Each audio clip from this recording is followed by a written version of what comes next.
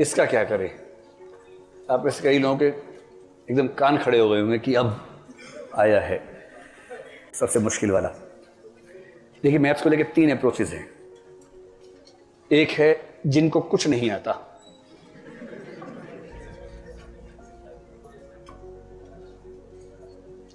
Plus चाहते भी नहीं।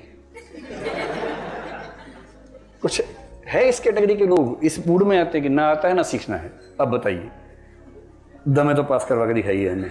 तो वो इस भाव से आते हैं कि अगर आप में दम है तो पास करवा दीजिए हमें, वरना हम तो सोच के आए हैं। तो आप अपनी कैटेगरी सोच लीजिए। दूसरा है आता है, वो भी ठीक से आता है, ठीक है। और तीसरा थोड़ा थोड़ा आता है।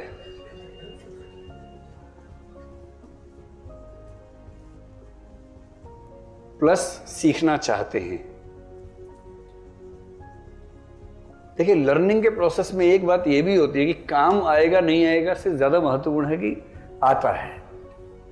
जैसे अंग्रेजी में जो टीचर आपको पढ़ाने वाले हैं उनसे मैंने कहा कि क्वालिफाई कर लेंगे वो तो हो ही जाएगा, क्वालिफाई तो बहुत बड़ी चीज़ नहीं है, लेकिन ये कॉन्फिडेंस की भाषा आती है। अंग्रेजी में कुछ पढ़ें तो आसानी से समझ में आए, बोल सकें, ऐसा कुछ होना चाहिए।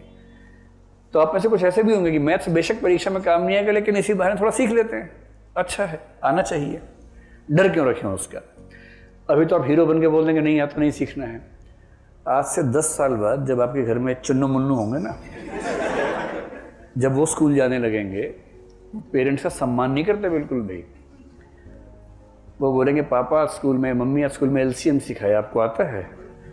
मम्मी कहेंगे नहीं बेटा मुझे नहीं।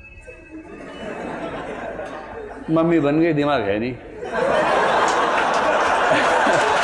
ऐसे बच्चे ऐसे बोलते हैं। आपने भी ये सब बोला होगा अभी अपने घर में, आप भी ऐसे बड़े नहीं हो गए, ये सब बोल के बड़े हुए होंगे। तो सीसेट में नहीं आएगा, समझ में आएगा। पर जब चुन्नू और मुन्नू या चुन्नी और मुन्नी जब सवाल पूछेंगे ना, बड़ी शर्म आएगी उस दिन, मन करेगा मिट्टी के अंदर गड़ जाए उस दिन। इसलिए कम से कम एलसीएम परसेंटेज सीख लीजिए। बड़ी बेइज्जती होती है घर के अंदर अगर आपको ना आता हो। मैंने तो सीखा ठीक से इस चक्कर में कि ऐसा ना हो कि हमारा नौनी हाल मजाक बना दिया हमारा, ठीक है। तो जिनको कुछ नहीं आता, चाहते भी नहीं, लेकिन हाँ कॉम्प्रिहेंशन में अच्छे हैं, रीजनिंग में अच्छे हैं, वो मैथ्स को एकदम छोड़ दें, जरा भी दिक्कत नहीं है, टेंशन ना लें। मतलब सीसेट के लिए कोई दिक्कत नहीं है।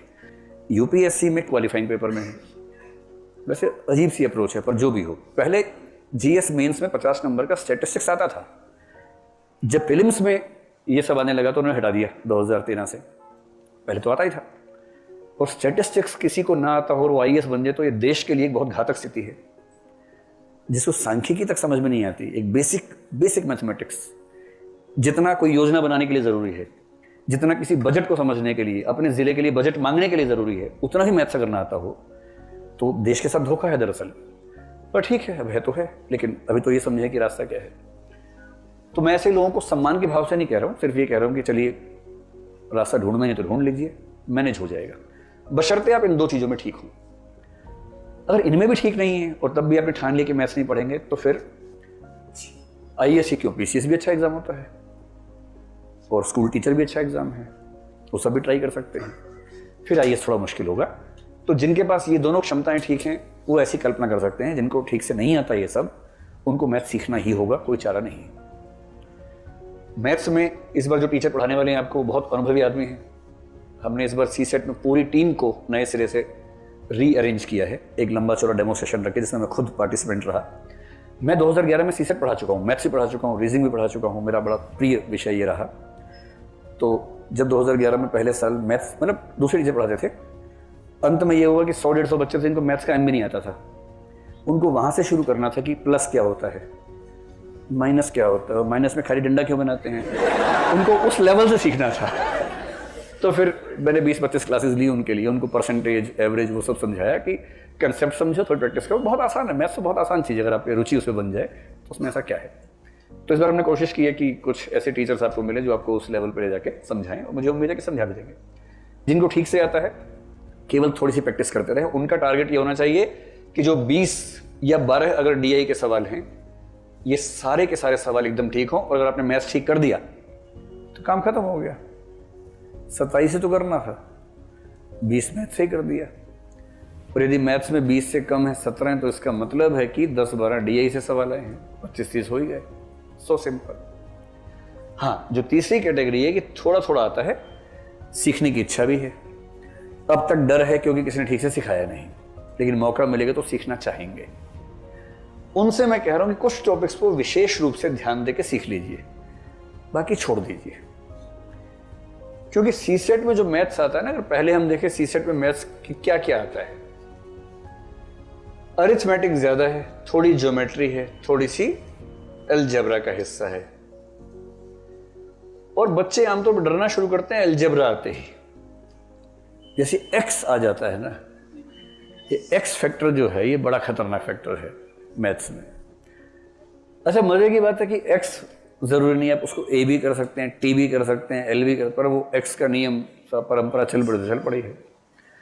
तो जहां आपने किसी बच्चे से कहा कि मान लो कि एक व्यक्ति के पास एक्स संख्या में संतरे, उसको लगता है यार संतरे एक्स कैसे हो सकते हैं, संतरे 8 होंगे 10 होंगे, एक्स कैसे हो गया। और फिर आपका वो संघर्ष शुरू, उसको समझाने कि एक्स केवल एक वेरिएबल वैल्यू है जो कुछ भी हो सकती है, इतने तो समझना है। लेकिन जिसके मन में वो खौफ बैठ गया है एक्स का, उसे कैसे मैनेज करें। तो कोई बात नहीं, जिनको जरा भी दिक्कत है अलजेब्रा छोड़ दें, ज्योमेट्री छोड़ दें, कोई दिक्कत नहीं है। ज्योमेट्री में क्या है कि आप सीखने में जितना समय लगाएंगे उतना बेनिफिट इस पेपर में होगा नहीं आपको। कोई और पेपर देना वहां हो जाएगा, लेकिन इस पेपर में उतना बेनिफिट नहीं है। मुश्किल से 1 या 2 सवाल आएंगे जो ट्राइंगल्स के बेस पे, वृत्त के आधार पे आते हैं, बाकी सवाल नहीं के बराबर आते हैं। यहां तो आपको अरिथमेटिक के कुछ टॉपिक्स पे फोकस ठीक से कर लेना चाहिए। और ये मैं इसलिए कह रहा हूं कि अगर आपने ये टॉपिक्स पढ़ लिए तो आप डेटा इंटरप्रिटेशन अपने आप ठीक कर देंगे। और यदि पिछले साल की तरह उससे 10-12 सवाल आ रहे फिर से, वो बड़ी मजेदार चीज है, आसान भी है। अरिथमेटिक का सबसे पहला टॉपिक है नंबर सिस्टम। अरे नंबर्स के प्रकार कौन कौन से हैं, नंबर्स की रेंजेस क्या क्या हैं, माइनस को माइनस से गुणा करेंगे तो क्या होगा, माइनस को प्लस से गुणा करेंगे तो क्या होगा, ऐसे कुछ बेसिक रूल्स जिन पर बेस 1-2 प्रश्न आ ही जाते हैं।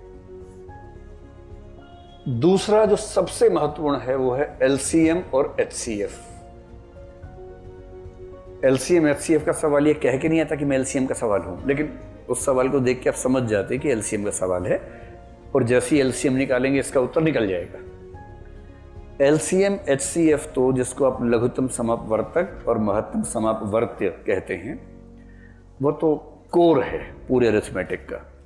और इतना आसान है कि आधा घंटा लगा देंगे तो ये ऐसा कंठस्थ हो जाएगा आपको जीवन भर के लिए, भूलेंगे नहीं इसको आप। एक बेसिक अंडरस्टैंडिंग कि एलसीएम होता क्यों है, एचसीएफ क्यों निकालते हैं, और वहां से लिंक करके कुछ प्रश्न जिसमें एलसीएम से समाधान निकलता हुआ दिखे तो होगा। जैसे ही आपने ये दोनों चीजें कर ली, उसके बाद तीसरी चीज आएगी परसेंटेज। परसेंटेज बेसिकली एक किस्म का फ्रैक्शन है। तो परसेंटेज, फ्रैक्शन, डेसिमल, ये तीनों भाई बहन हैं, एक साथ पाए जाते हैं। फ्रैक्शन का मतलब समझ रहे हैं, 2/4, 2/3, भिन्न जिसको बोलते हैं। और वो फ्रैक्शन जिसमें नीचे 100 है वो परसेंटेज है।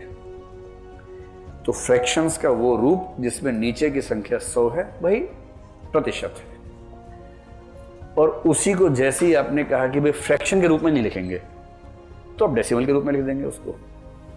तो डेसिमल, फ्रैक्शंस और उनका एक स्पेसिफिक रूप परसेंटेज, इनमें से मुख्य रूप से परसेंटेज पर बेस। मैंने कल का पेपर देखा, आपका 18 का पेपर देखा कल, कम से कम 3-4 सवाल ऐसे हैं जो सिर्फ परसेंटेज की ठीक अंडरस्टैंडिंग होने से आ सकते हैं।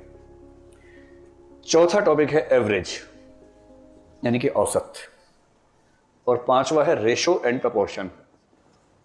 ये 5 टॉपिक्स तैयार करने में मेरे ख्याल से मुश्किल से किसी एवरेज इंटेलिजेंस के व्यक्ति को मुश्किल से 10 दिन लगेंगे। बस करना यह कि हर तरह के टॉपिक में, जैसे परसेंटेज है तो 8-10 तरह के सवाल बनते हैं, हर तरह के 20-20, 30-30 सवाल सॉल्व कर लीजिए। उसकी वर्कशीट्स हम आपको देंगे, अभ्यास यहां पर हो जाएगा। अगर आपने इतने प्रश्नों का अभ्यास कर लिया तो परसेंटेज आपकी पकड़ में होगी, फिर डरने की बात नहीं है। ये पहला लेवल है अरिथमेटिक का। अगर इसको कर लिया तो इसके बेस पर आपकी डीआई ठीक हो जाएगी। डीआई क्या है, हल्का सा भी समझाता हूं 5 मिनट में, लेकिन इसके बेस पर, क्योंकि डीआई में जितने भी सवाल आते हैं, अगर वो सिंपल सवाल है तो वो एडिशन, सब्ट्रैक्शन, मल्टीप्लिकेशन, डिवीजन से पूरे हो जाएंगे। लेकिन वो लोग कभी कभी थोड़ा सा टफ सवाल पूछते हैं जिसमें आपको